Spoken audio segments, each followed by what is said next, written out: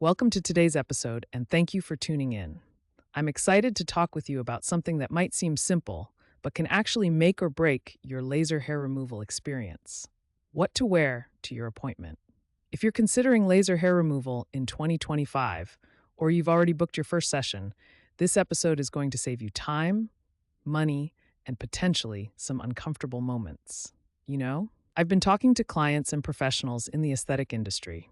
And one thing that keeps coming up is how many people show up to their laser hair removal appointments wearing completely the wrong thing.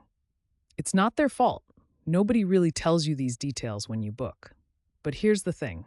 What you wear can affect your comfort, your results, and even whether your technician can perform the treatment at all. So, let's dive into the 6 key tips that will have you walking into your 2025 laser hair removal appointment like a pro. First up, and this is absolutely crucial, choose loose-fitting clothing for the area being treated. Think about this. Your skin is going to be a bit sensitive after the laser treatment, almost like you have a mild sunburn. The last thing you want is tight jeans rubbing against freshly treated legs or a restrictive sports bra pressing against treated underarm areas. What's interesting is that many people instinctively want to wear their tightest, most supportive clothing, thinking it will somehow help with the treatment. It's actually the opposite. Loose cotton clothing is your best friend here. If you're getting your legs done, think flowy pants or a loose dress.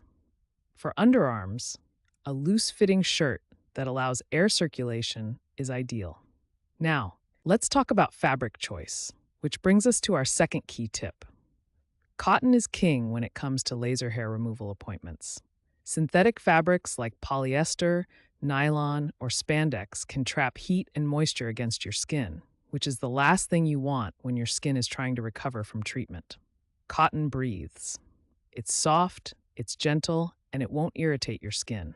I always tell people to think about what they'd want to wear if they had a sunburn, because that's essentially what your skin will feel like for the first day or two after treatment. Here's something that might surprise you. Tip number 3 is all about color choice.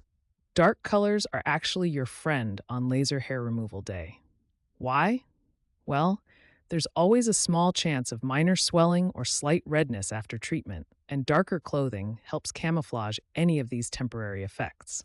Plus, if your technician uses any cooling gels or lotions during the treatment, darker fabrics won't show potential stains. Moving on to tip number 4, and this one's really important. Avoid anything with metal near the treatment area. This means no underwire bras if you're getting underarm treatment, no belts with metal buckles if you're treating your bikini area, and definitely no jewelry that might interfere with the laser equipment. Metal can heat up during laser treatment, and while modern laser systems are incredibly safe, you don't want any unnecessary risks. Most professional facilities will ask you to remove jewelry anyway, but it's easier for everyone if you just leave it at home. Now, here's where it gets really practical. Tip number 5 is about accessibility. Your technician needs easy access to the treatment area, but you also want to maintain your modesty and comfort. This is where strategic clothing choices really matter.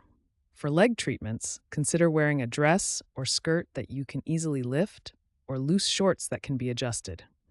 For underarm treatments, tank tops or shirts with loose sleeves work perfectly. If you're getting facial hair removed, avoid high necklines or anything that might be difficult to maneuver around.